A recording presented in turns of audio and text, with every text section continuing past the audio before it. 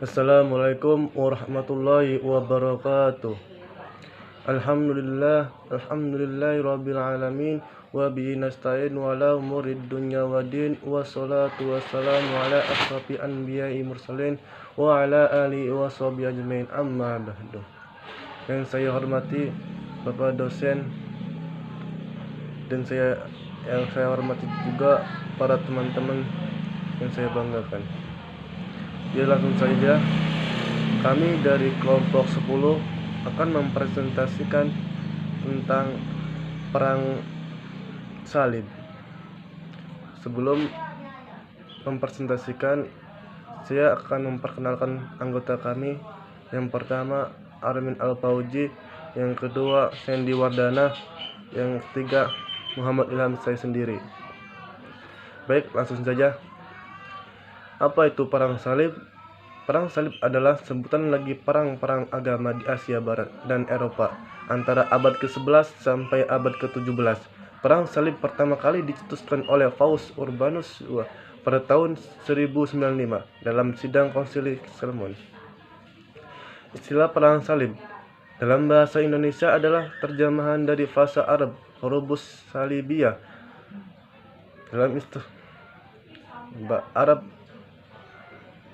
Dalam historiografi modern, istilah perang salib mula-mula digunakan sebagai sebutan bagi ekspedisi militer ke Tanah Suci yang dilakukan umat Kristen Eropa pada abad ke-11, abad ke-12, dan abad ke-13. Ya, segitu saja yang saya sampaikan. Dan akan lanjutkan oleh anggota saya, yaitu Armin Al-Fauji. Kepadanya dipersilakan. Assalamualaikum warahmatullahi wabarakatuh. Nama saya Armin Al-Fauji dengan NIM 2111226, kelas HTNA semester 2, akan menjelaskan tentang perang salib. Latar belakang. Secara umum latar belakang pecahnya perang salib yaitu: 1. Masyarakat Kristen kehilangan kebebasan dan keamanan untuk beribadah di tanah suci Yerusalem. 2. Bani Saljuk menerapkan kebijakan yang membatasi umat Kristiani yang akan beribadah di Yerusalem. 3. Bani Saljuk menguasai wilayah-wilayah penting di Asia Kecil dan mengancam eksistensi dari Konstantinopel. 4. Adanya keinginan dari Bizantium Romawi Timur untuk mempertahankan penguasaan ekonomi pedagang di Timur Tengah. Dampak perang salib. 1. Hancurnya peradaban Bizantium. 2. Meningkatkan peradaban bangsa Eropa beberapa abad sesudahnya. 3. Umat Islam kehilangan sebagian warisan kebudayaan. 4.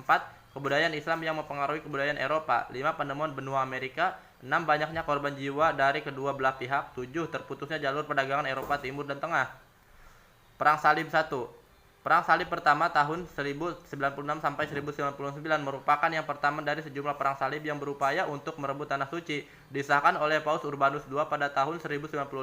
Perang ini dimulai sebagai suatu penziarahan yang meluas dalam Kristiani Barat dan berakhir sebagai suatu ekspedisi militer oleh bangsa Eropa Katolik Roma untuk mendapatkan kembali tanah suci yang diambil dalam penaklukan kaum muslimin atas Levant 632 sampai 661.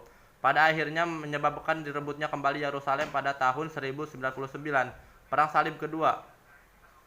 Perang Salib Kedua tahun 1145 sampai 1149 adalah perang salib kedua yang dilancarkan dari Eropa. Perang ini meletus akibat jatuhnya County Edessa pada tahun sebelumnya. Edessa adalah negara tentara salib yang pertama kali didirikan selama perang salib pertama tahun 1095 sampai 1099 dan juga negara yang pertama kali jatuh. Perang salib kedua diumumkan oleh Paus Eugenius III dan merupakan perang salib pertama yang dipimpin oleh raja-raja Eropa seperti Louis VII dari Prancis dan Konrad III dari Jerman. Dengan bantuan dari bangsawan-bangsawan Eropa penting lainnya, pasukan-pasukan kedua raja tersebut bergerak menyeberangi Eropa secara terpisah dan sedikit terhalang oleh Kaisar Romawi Timur, Manuel I Komnenos. Setelah melewati Byzantium dan memasuki Anatolia, pasukan-pasukan kedua raja tersebut dikalahkan oleh tentara Saljuk Louis Khan, dan sisa-sisa dari pasukannya berhasil mencapai Yerusalem dan melancarkan serangan yang keliru ke Damaskus pada tahun 1148. Perang salib di timur mencapai kemenangan. Kegagalan ini memicu jatuhnya kota Yerusalem dan perang salib ketiga pada akhir abad ke-12. 3. Perang salib ketiga tahun 1189 sampai 1192. Juga dikenal sebagai perang salib para raja. merupakan suatu upaya untuk pemimpin Eropa untuk merebut kembali tanah suci dari Saladin atau Salahuddin al-Ayyubi. Kampanye ini memperoleh cukup banyak keberhasilan dengan merebut kota penting Akko dan Java atau Yafo untuk membalikan sebagian besar wilayah yang dikuasai tentara Muslim, tetapi gagal merebut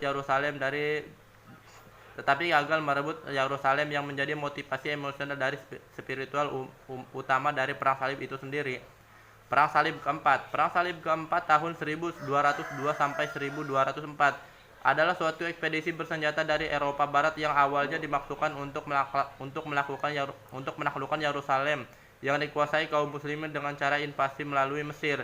Sebaliknya terjadi serangan peristiwa yang berujung pada penjarahan kota Konstantinopel, ibu kota Kekaisaran Bizantium yang dikendalikan oleh Kristen oleh tentara salib. Perang Salib kelima tahun 1217 sampai 1221 adalah upaya kaum Eropa Barat untuk merebut kembali Yerusalem dan seluruh wilayah tanah suci lainnya dengan pertama-tama menaklukkan dinasti Ayyubiyah yang berkuasa di Mesir. Perang Salib ke-6 berawal pada tahun 1228 sebagai suatu upaya untuk mendapatkan kembali Yerusalem. Perang ini dimulai setelah kegagalan Perang Salib kelima dan melibatkan sedikit sekali pertempuran yang sebenarnya. Terima kasih. Perang Salib ke-7. Perang Salib ke-7 merupakan suatu perang yang dipimpin oleh Louis ke-9 dari Prancis dari tahun 1248 sampai 1254. Sekitar 800.000 pasukan Bizan dibayar sebagai uang tebusan untuk Raja Louis. Perang Salib ke-8 adalah suatu perang salib yang dianggap oleh Louis IX dari Prancis terhadap pada tahun 1270. Perang Salib ke-8 terkadang diperhitungkan sebagai yang ke-7 apabila Perang Salib ke-5 dan Perang Salib ke-6 diperhitungkan dalam suatu perang tunggal. Perang Salib ke-9 yang terkadang dikelompokkan menjadi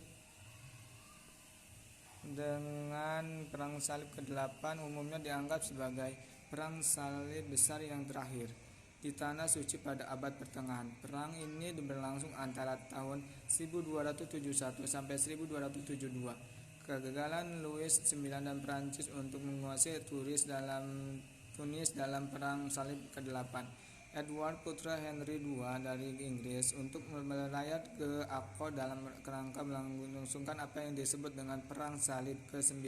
Perang Salib ke-9 meraih beberapa kemenangan yang mengesankan bagi Edward dan Barbars. Pada akhirnya Perang Salib dipandang tidak begitu banyak kegagalan ketika kemudian menarik diri. Edward memiliki kekhawatiran akan masalah-masalah di negaranya dan merasa tidak mampu untuk menyelesaikan konflik-konflik di dalam wilayah Outremer yang tersisa. Dan dapat dikatakan bahwa semangat untuk melakukan perang salib adalah hampir punah. Pada periode ini hal ini juga merupakan pertanda ambang keruntuhan kubu-kubu pertahanan tentara salib berakhir yang masih tersisa di sepanjang pesisir Mediterania. Sekian dari saya, Sandy Wardana dengan NIM 211232. Saya kembalikan kepada moderator.